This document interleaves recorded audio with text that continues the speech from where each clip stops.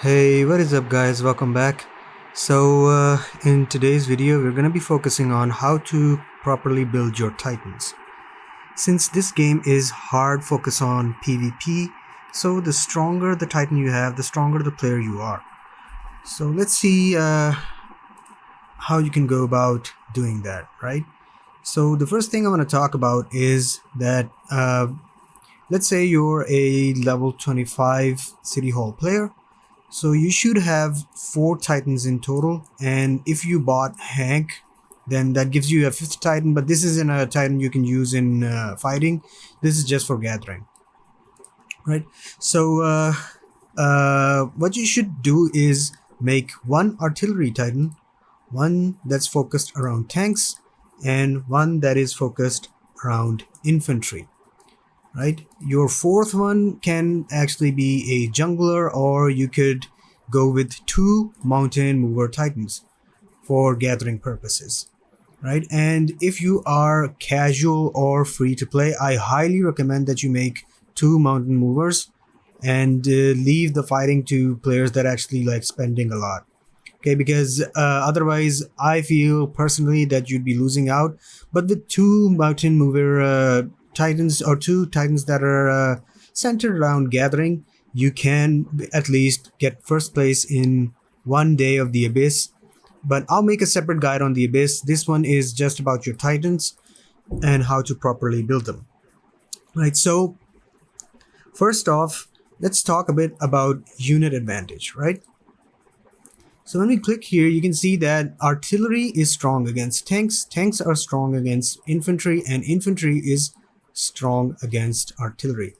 And you can see when we plug in 3 of the same type of units, you get a certain sort of bonus, which is why I am telling you to always plug in 3 of the same sort into one titan, right?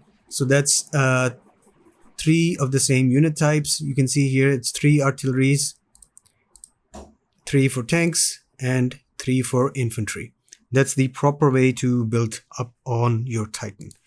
The second thing is that you need to have at least 3 T-frames, right? You can get 2 if you are free to play. The third one is from the Iron Ambition, and 4th one is from Colossal Ambition.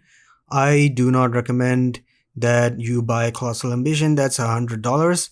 And if you are just casual or free to play, don't really need a 4th Titan. The Nova Dome, even the Nova Dome just uses 3 of them, and you have 3 of the titans for 3 of the unit types. So it works perfectly fine, right? So let's talk about which T-frame goes into which titan. What I recommend is that your Sigma Titan or your first Titan should have Doomsday inside of it, because Doomsday has the ability to plunder Origin without being in Central Titan, and excluding the advanced economy or armed plunder economy.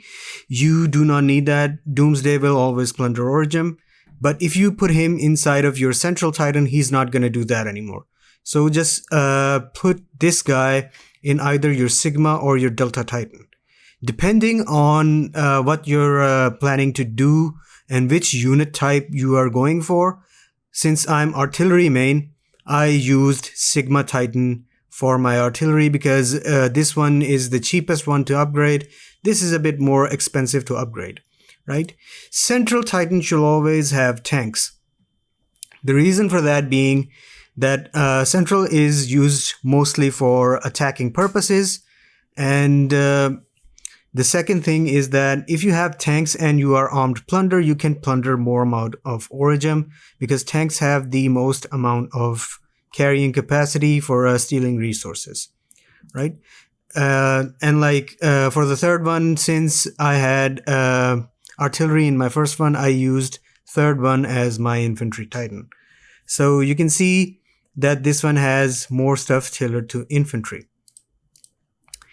The other thing I want to talk about is turbocharge. I mean, this is the easiest component for your T-frame to get, but you shouldn't plug turbocharge into each and every one, because it's kind of more expensive than the regular orange drops.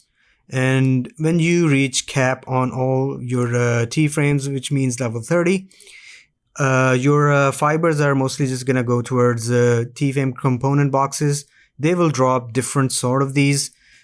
You can see here I have a level 7 shield component over here, turbocharge here, and energy converter over here, right? So my recommendation is not to just plug in a turbocharger on everything, but if you are like a spending player, you can go with whatever you want. All right, so the next thing that is of relevance in your Titan's power is the research. Okay, so by default, artillery is like a attack type, tanks are health type, and infantry is defense type. It's just something to remember. And the next thing is hero formations. I will make a separate guide on that. I don't think that this video is going to be able to cover that. And the last thing would be the Titan parts, which you can get from Parts Workshop. Coming in here, you have Mountain Mover, Metal Beast, Thunderbolt, and Blazing Flames. We are not going to look at the level 2s. I will make a separate guide on those because those are very hard to get if you do not spend money. So first off, you have these 6 parts, and what I recommend you do is that you gather enough for a mythic. But if you cannot do that, go up to at least epic parts, right? Because there is something called set advantages that start from over here. So you can see that my Thunderbolt has all mythic parts. My tanks have all mythic parts, but my infantry only has 3 mythics and 3 epic parts, right? So you can see at epic, it's still getting a bit of a bonus. But if I plug in a 4th mythic, it's going to increase. And you can check that over here. So let's say that blue rare gives you 1% plus advantage to infantry. I'm looking at the Metal Beast right now. And epic purple gives you 3% advantage, legend gives you 10%, and mythic gives you 20%. So the way I did this is that I maxed out the research in my parts production and then just first off started off from epic parts and went all the way up to mythic. I skipped legendary, and that's worked out pretty well for me, and it might work out pretty well for you if you focus up on your parts production research. And that is all for this video. I hope you have a fantastic day. I'll see you around.